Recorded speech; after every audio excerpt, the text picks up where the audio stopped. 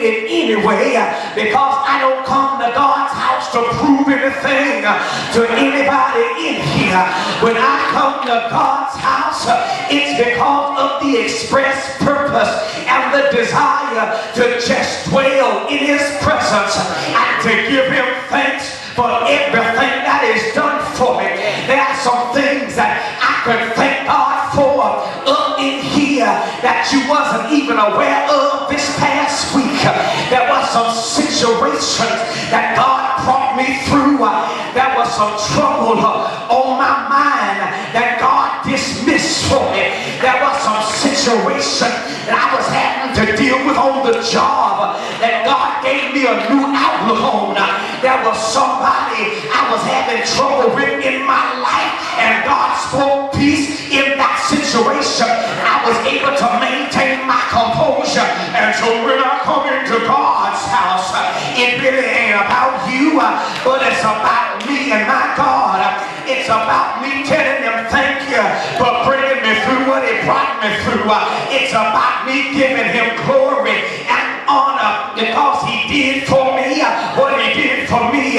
This is a personal testimony. That's why David said, I was glad when they said unto me.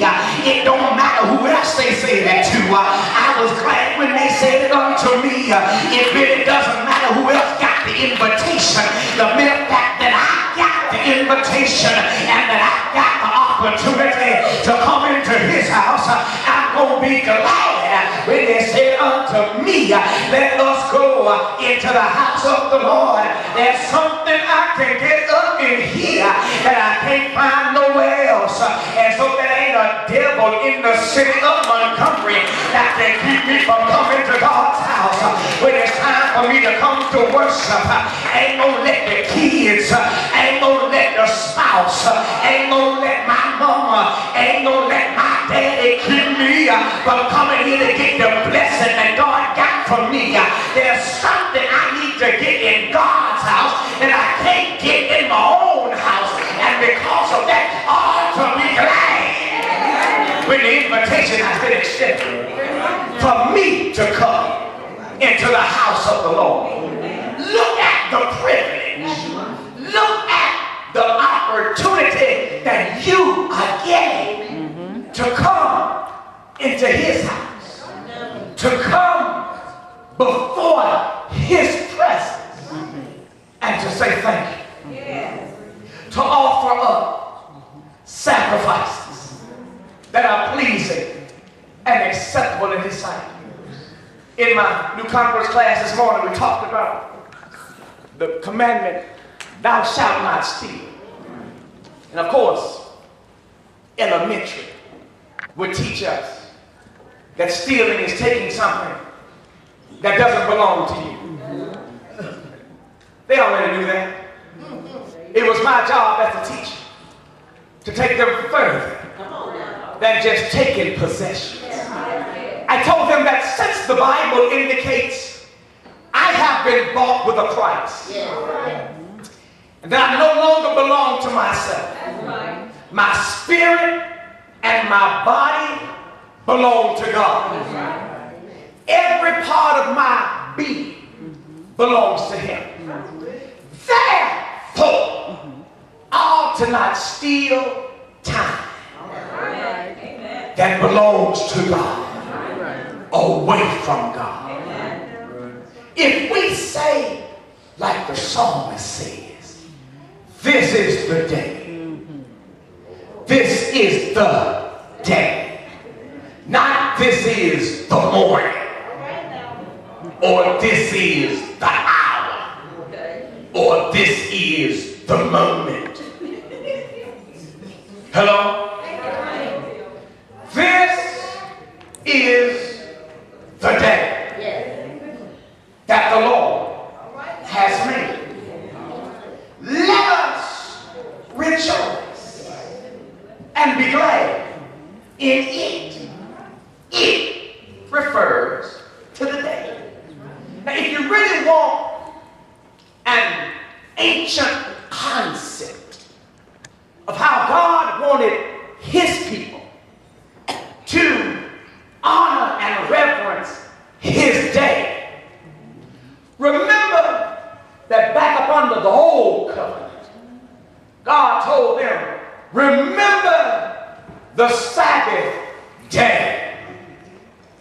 keep it holy. Restrictions were placed on them for the observance of that day. Yes. They could only travel so far on that day. No work was to be done on that day.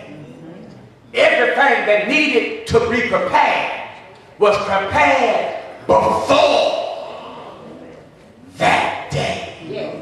So that when that day arrived, we could remember and observe the Sabbath of rest.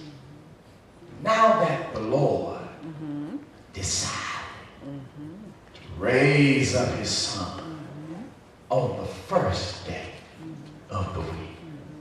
Now that God has decided to start his church on the day of Pentecost, which is the first day of the week.